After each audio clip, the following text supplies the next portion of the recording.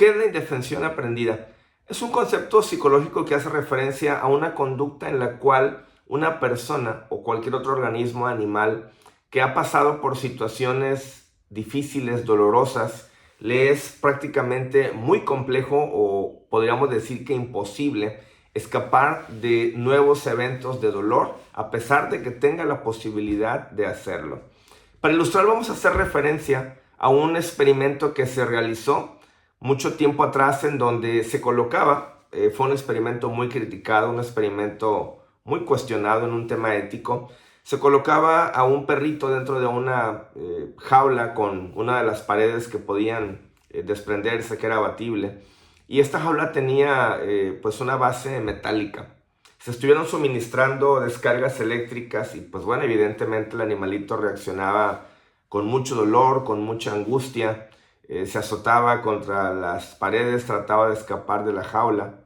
Y fue pasando el tiempo y fueron repitiendo este experimento, muy cruel, insisto, pero es importante que hablemos de lo aprendido a través de esta situación.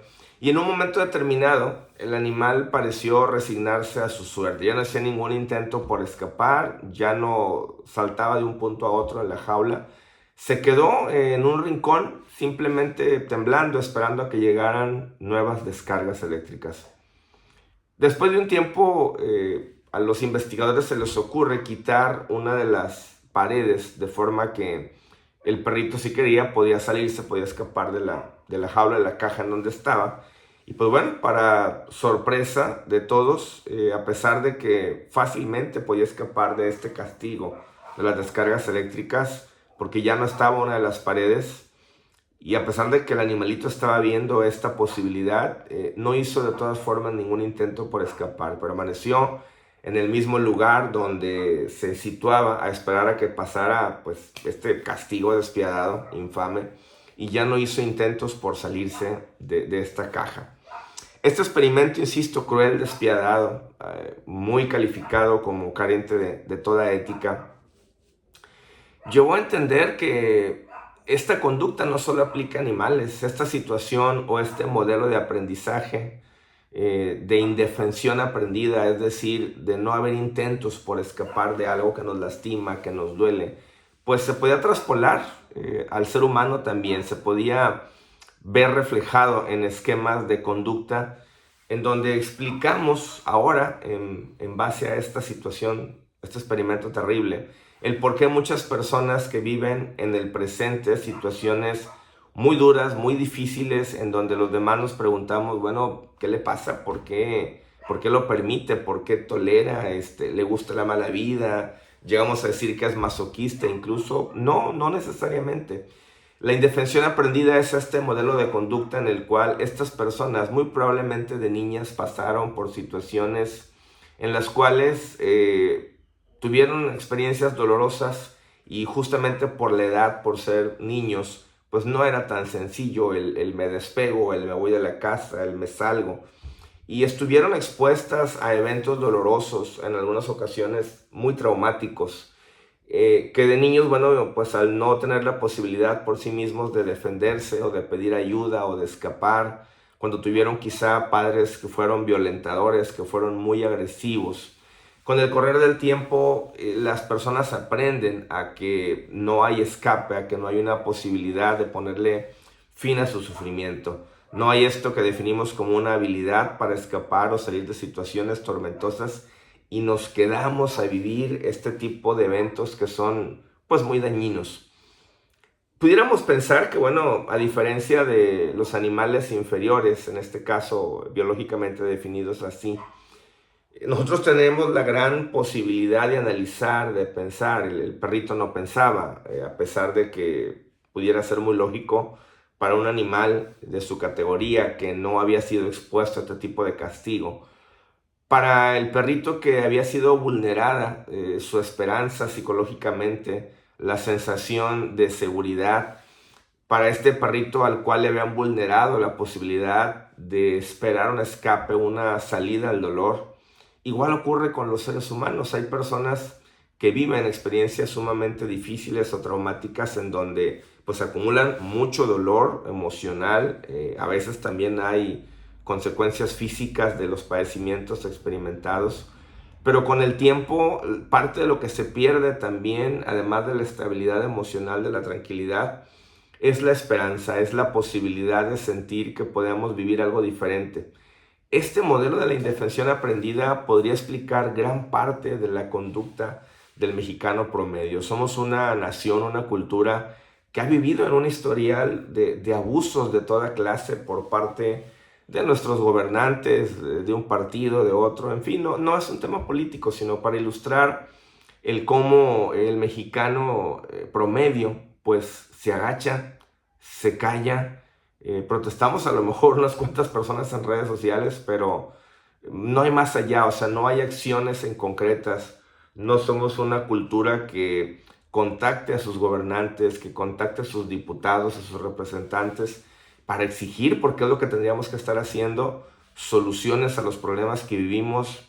Pagamos un dineral terrible en impuestos, exagerado, es demasiado lo que se recauda de impuestos, y la calidad de vida del mexicano pues está muy por debajo de lo que realmente tenemos derecho. Entonces, ¿qué nos hace ser esta cultura tan callada, tan dejada, tan permisiva, tan diferente a la manera en cómo actúan naciones evolucionadas de alto avance y desarrollo, europeas, por ejemplo? Pues bueno, simplemente pudiéramos explicarlo también en base a este fenómeno. El mexicano viene de una historia, vamos a verlo así, incluso desde antes que nos consideráramos mexicanos, o de que pudiera definirse a esto que hoy conocemos como México, pues cuando no era ni siquiera un país, cuando no estaba configurado de esta manera. Nos remontamos a aquellas épocas previas a la aparición de la conquista española. Pues bueno, nuestro territorio, lo que actualmente identificamos como México, pues bueno, no tenía ese nombre, no existía con esta estructura que hoy conocemos, y estaba poblado pues por estas razas indígenas que entre sí no vivían en armonía. Ya desde aquellos tiempos la historia nos cuenta que era una sociedad o un conjunto de sociedades compuesto de castas, de sacerdotes, de guerreros, del pueblo trabajador, y vivían pues la mayor parte de ellas en estas regiones oprimidas por un solo imperio, justamente esta situación con los aztecas, y que les generó el odio y el resentimiento de muchas del resto de las culturas, de las derivaciones raciales que había.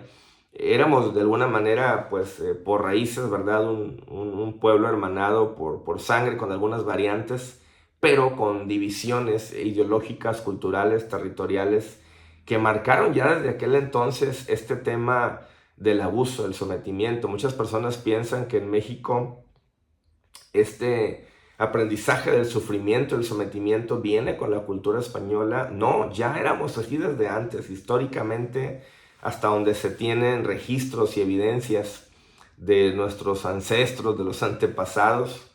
Culturalmente hablando, ya la violencia era parte de nosotros, lamentablemente. El abuso, la opresión, la tributación, el dominio de los pueblos fuertes sobre los débiles, una especie de esclavitud que se vivía en aquel tiempo.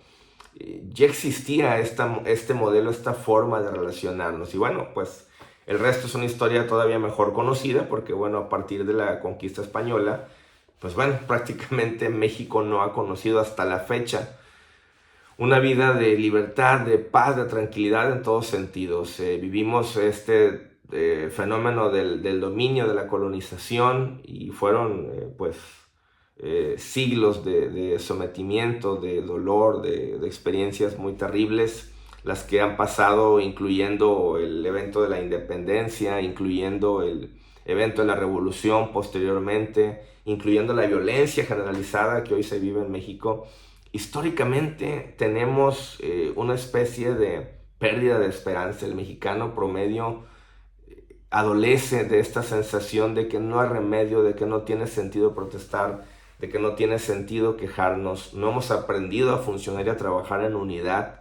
Seguimos lamentablemente con muchas divisiones, y es curioso porque justamente el divisionismo que nos caracteriza hoy, que sí somos una nación estructurada, es exactamente el mismo divisionismo que existía antes de que lo fuéramos. Ya en aquellas épocas los pueblos prehispánicos estaban divididos, ya en aquellas épocas les era imposible trabajar juntos en unidad, en acuerdo, en sinergia. Ya éramos una nación, si se le puede llamar así, porque no tenía este nombre, pero ya éramos una estructura de razas divididas, enfrentadas, confrontadas. Y bueno, hoy somos prácticamente una raza casi homogénea, con algunas variantes que que no se mezclaron del todo, pero seguimos padeciendo el mismo mal, seguimos en esta división, en este conflicto, en esta falta de esperanza, en esta forma de relacionarnos y de permitir abusos, atropellos, explotación de diferente manera, ahora en una versión moderna, pero ilustra justamente el mismo fenómeno. No solamente es un animalito, no solamente es una persona. Las sociedades enteras, cuando vienen de una historia de dominación y de opresión y de maltrato, llegan a perder la esperanza, llegan a perder de vista la posibilidad de hacer algo distinto con su vida. Amigos, tenemos muchísimo trabajo que hacer, hay muchas cosas que cambiar, pero creo que una por la cual podemos empezar es la sinergia. Volvernos más colaboradores, dejar de lado las diferencias, dejar de lado todo aquello que nos separa, que nos hace distintos y trabajar por lo que nos caracteriza, por lo que nos identifica. Construir una identidad como sociedad tiene que empezar por construir una identidad con nosotros mismos, aprender y trabajar mucho nosotros en el amor propio, en la autoestima y posteriormente en la empatía, en la unidad dentro de la casa, en aprender a ser familias más sólidas que no vivan enfrentadas y divididas. Y es un proceso muy lento todavía el que nos espera, mucho, muy largo, pero cuando el individuo y las familias aprendan a vivir y a trabajar en unidad, después será posible construir sociedades a partir de esas familias mejoradas, sociedades unidas, sociedades despiertas y conscientes que trabajen juntas y que estén dispuestas a defenderse de cualquier tipo de abusos y a no permitir ninguna clase de sometimiento como hasta hoy lamentablemente lo hemos hecho. Mucho trabajo por delante, amigos. Soy Gabriel Rubio. Con gusto leo sus valiosos comentarios. Muchas gracias. Mis redes sociales, Gabriel Rubio, psicoterapeuta, Grupo Freedom. Ahí estamos para servirles.